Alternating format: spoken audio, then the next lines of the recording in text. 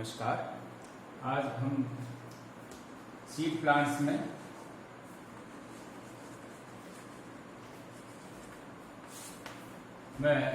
जो मुख्य पादप हैं आवृत अनावृत बीजी जिम्नोस्पर्म्स उनमें डिस्कस करेंगे।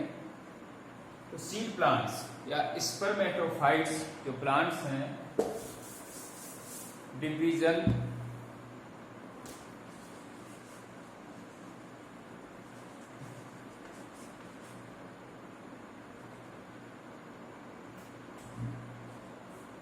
स्पर्मेटोफाइटा और स्पर्मेटोफाइटा में सीड प्लांट्स आते। सीड प्लांट्स स्पर्मेटोफाइट्स, इसमें स्पर्मेटोफाइट्स में दो सब डिवीजन में डिवाइड कर सकते हैं, जिसमें नंबर 1 जिम्नोस्पर्म्स और एंजियोस्पर्म्स।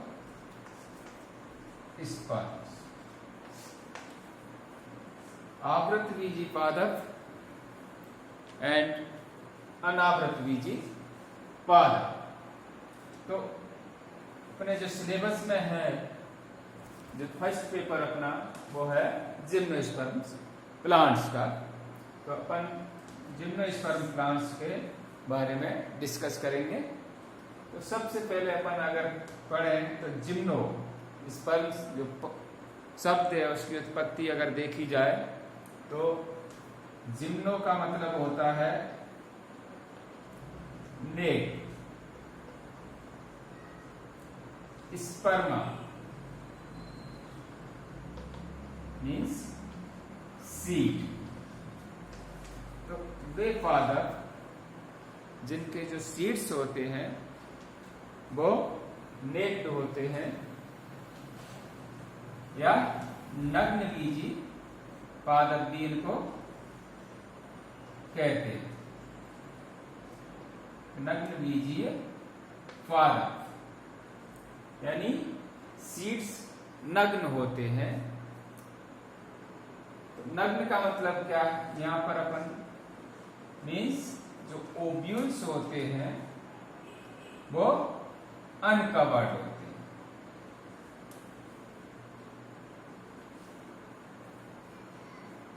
अनकवर्ड या अनावृत होते हैं।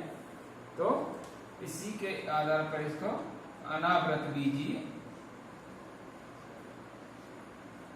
पादप भी इनको कहते हैं। तो ओव्यूल अनकवर्ड होते हैं, यानी इन प्लांट्स के अंदर ओवरी या अंडाशय उसका अभाव होता है। तो ओव्यूल इस कारण से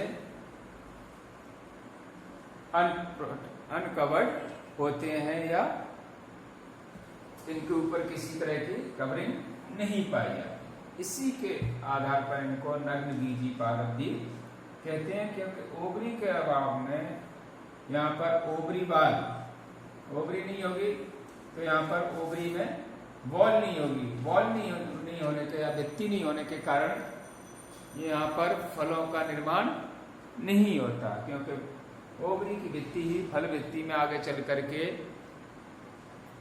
कन्वर्ट होती है और जो आगे चल के फल का निर्माण करती है। तो यहाँ पर इस चीज का अभाव होता है, इस कारण से इनको अपन अनावृत बीजीय पादप या नग्न बीजीय पादप या जिम्नोस्पर्म के नाम से पुकारते हैं।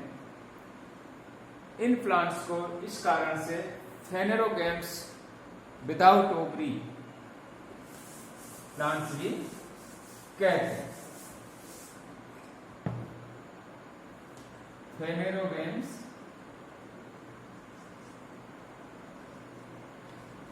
Without ovary. फेनेरोगैम्स मीन्स पुष्पीय पादप आते हैं फेनेरोगैम्स के अंदर। तो इनको फेनेरोगैम्स विदाउट ओवरी यानी ओवरी रहित पुष्पीय पादप भी इनको कहेंगे। या सीड प्लांट्स विदाउट फ्रूट्स, ये भी इनको कहते हैं, यानी पुष्पीय पादप जिनमें फलों का निर्माण नहीं होता।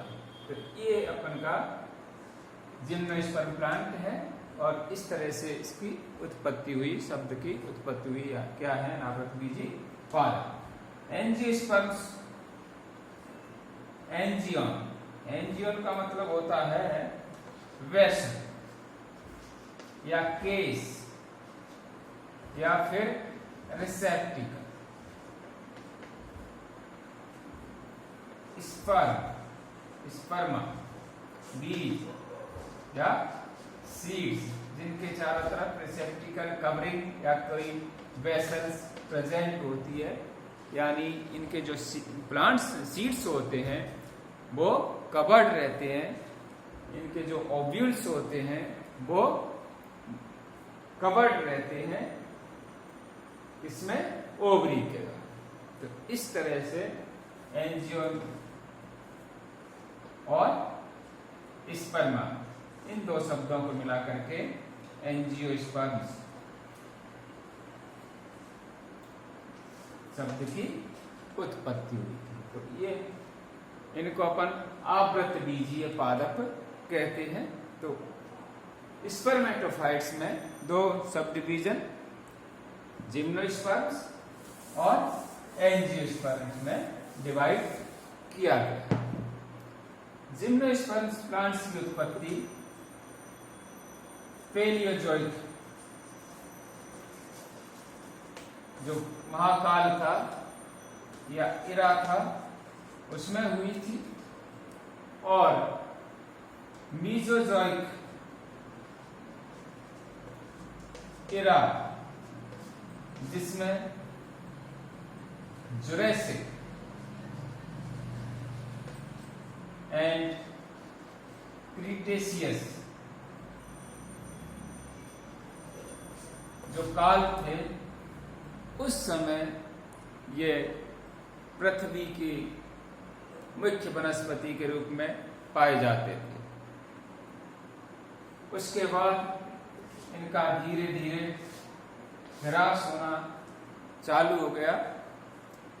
तो मुख्य वनस्पति इनकी जुरासिक एंड क्रीटेशियस जो काल थे, मीजोजोइक इरा का या महाकाल का, उस समय ये मुख्य वनस्पति थी, और पैलियोजोइक इरा के अंदर इनकी उत्पत्ति हुई थी। वर्तमान में मुख्य जो वनस्पति है वो एंजियोस्पर्म्स प्लांट्स की है, और जिम्नोस्पर्म्स की लगभग 7 जीनस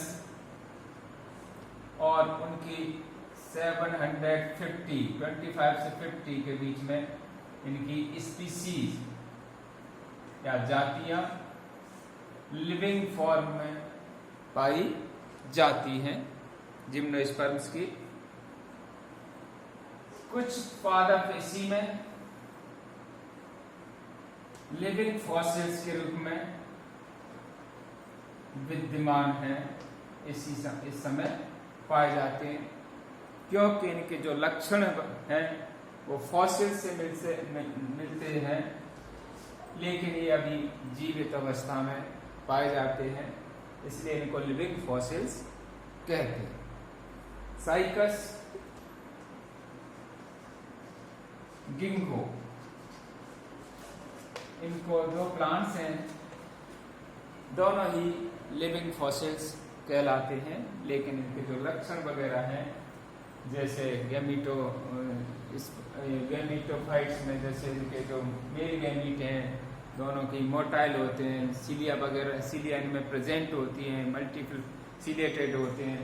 तो ये कुछ लक्षण हैं जो इनके फॉसिल्स से समानता दिखाते हैं, लेकिन ये अभी लिविंग में, इसलिए इनको लिविंग फॉसिल्स कहते हैं, लेकिन ये अभी ये प्लांट्स दोनों लिविंग रूप में पाए जाते हैं। कॉनिफर्स या कॉनिफरेज, नीटेज इसके एडवांस जीनस हैं। कॉनिफरस जो काफ़ी बड़े बड़े ट्रीज के रूप में पाए जाते हैं, और नीटेज जो अपना एफ्रिड्रा है वो श्रब्स के रूप में पाए जाते हैं। तो अगर देखा जाए तो जिम्नोस्पर्म्स जो प्लांट्स हैं, जिम्नोस्पर्म्स ये पेरेनियल प्लांट्स होते हैं, बहुवर्षीय पादप हैं। एवरग्रीन प्लांट्स,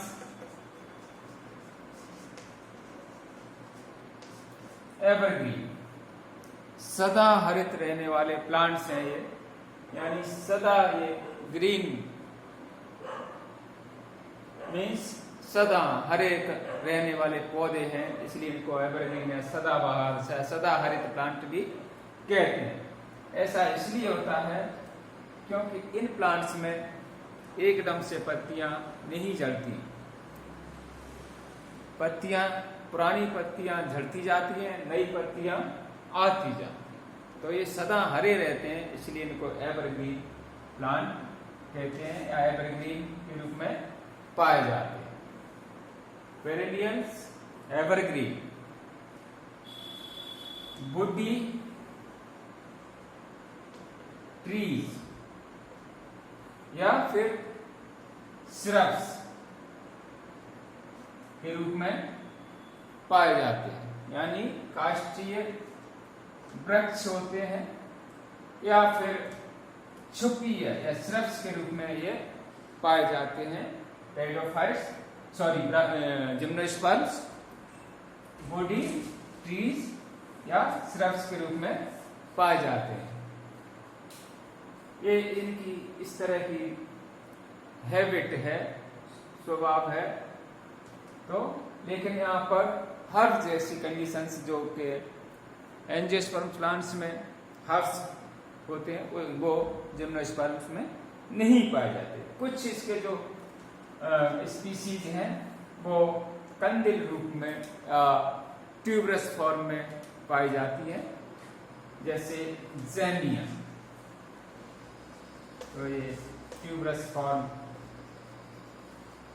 कंदिल अवस्था में भी पाए जाते हैं, लेकिन जनरली वुडी होते हैं, काष्ठीय पौधे हैं, ट्रीज के रूप में, श्रब्स में पाए जाते हैं। मेन जो प्लांट होता है या जो अवस्था होती है वो स्पोरोफाइट होता है, और ये sporophyte well developed root, stem and leaves में विभाजित होता है। तो ये sporophyte branched root, stem and leaves में सुविकसित पाए जाते हैं, लेकिन कुछ जैसे साइकस वगैरह तो वहां पर जो मुख्य पादप होता है वो अनब्रांच्ड भी होता है। तो अनब्रांच्ड अवस्था में भी ये पाए जाते हैं। तो इस तरह की ये हैबिट पाई जाती है। मुख्य जो पादप होता है वो स्पोरोफाइट है, और इस स्पोरोफाइट पर ब्रांचेस वगैरह पाई जाती हैं। एवरग्रीन सदा लीव्स वगैरह लगी रहती हैं, सिंपल लीव्स होती हैं, नीडल शेप्ड होती हैं, या पिन्नेटली कंपाउंड लीफ भी इसमें पाई जाती हैं, फॉलियज लीफ वगैरह। और इस लीव्स में जीरोफिटिक लक्षण ये प्रदर्शित करते हैं। किस तरह की इनकी एनाटॉमी क्या होगी, इनका जब से वेस्कुलर बंडल्स किस तरह के होते हैं, एनाटॉमी क्या होती है, क्या जीरोफिटिक हैबिट है इसकी, ये अपन नेक्स्ट जो अपनी क्लास इंग्लिश में अपन डिस्कस करेंगे। Thank you.